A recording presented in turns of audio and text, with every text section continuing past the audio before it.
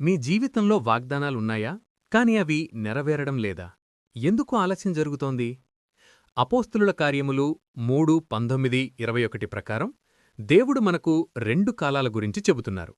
ఒకటి విశ్రాంతి కాలములు, రెండవది అన్నిటికీ కుదురుబాటు కాలములు.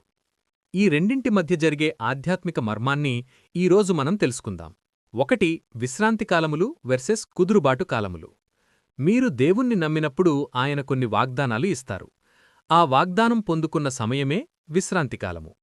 కాని ఆ వాగ్దానం సంపూర్ణంగా నెరవేరి మీరు దాన్ని అనుభవించే కాలమే కుదురుబాటు కాలము. రెస్టిట్యూషన్ అంటే మీరు పోగొట్టుకున్నది తిరిగి రావడమే కాదు, దానికి బోనస్గా 100 రెట్ల ప్రతిఫలం లభించడం. 2. ఆలస్యం, దేవుని ఉద్దేశ్యం.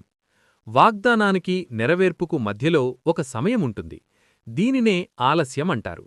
ఈ సమయంలో దేవుడు మీతో ఒక ముఖ్యమైన పని చేస్తారు. అదే మీలోని భయాలను డీల్ చేయడం. దేవుడు అబ్రహాము, ఇస్సాకు, యాకోబుల జీవితాల్లో కూడా ఇదే చేశారు. వారిలోని భయాలను బయటకు తీసి వాటిని విశ్వాసంగా మార్చారు.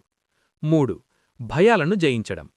దేవుడు మిమ్మల్ని బహుస్థిరమైన పునాదిరాయిగా మార్చాలనుకుంటున్నారు. అందుకే మీలోని మరణభయం, ఆర్థిక భయం, అనారోగ్య భయం వంటి వాటిని వేరుతో సహా పీకేయడానికి ఆయన సమయం తీసుకుంటున్నారు. గుర్తుంచుకోండి, ఈ ప్రాసెసింగ్ టైంలో ఏ భయమూ మిమ్మల్ని నాశనం చెయ్యలేదు. ఎందుకంటే మీరు దేవుని కుడిహస్తంలో చెక్కబడ్డారు. వాగ్దానాన్ని పట్టుకోవడం. మీ కష్టకాలంలో లేదా ఆలస్యమవుతున్న సమయంలో మీరు చెయ్యాల్సింది ఒక్కటే, మీకు ఇవ్వబడిన ప్రవచనాన్ని పట్టుకోవడం. తిమోతికి పౌలు చెప్పినట్లు, మీకు ముందుగా వెళ్లిన వాగ్దానాలను ధ్యానిస్తూ యుద్ధం చెయ్యండి. ఆ వాగ్దానాలే మిమ్మల్ని శోధనలో పడిపోకుండా కాపాడతాయి. కుదురుబాటు కాలంలో మీ జీవితం.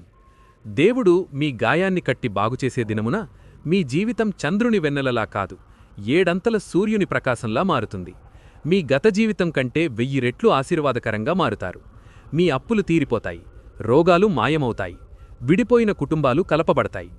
ఈ సంవత్సరం మీలోని భయాలన్నీ తొలగిపోయి మీరు స్థిరమైన పునాదిగా మారబోతున్నారు. ఆలస్యమంటే తిరస్కారం కాదు, అది దేవుని సిద్ధపాటు మాత్రమే. త్వరలోనే మీరు అన్నిటికీ కుదురుబాటు కాలంలోకి ప్రవేశిస్తారు.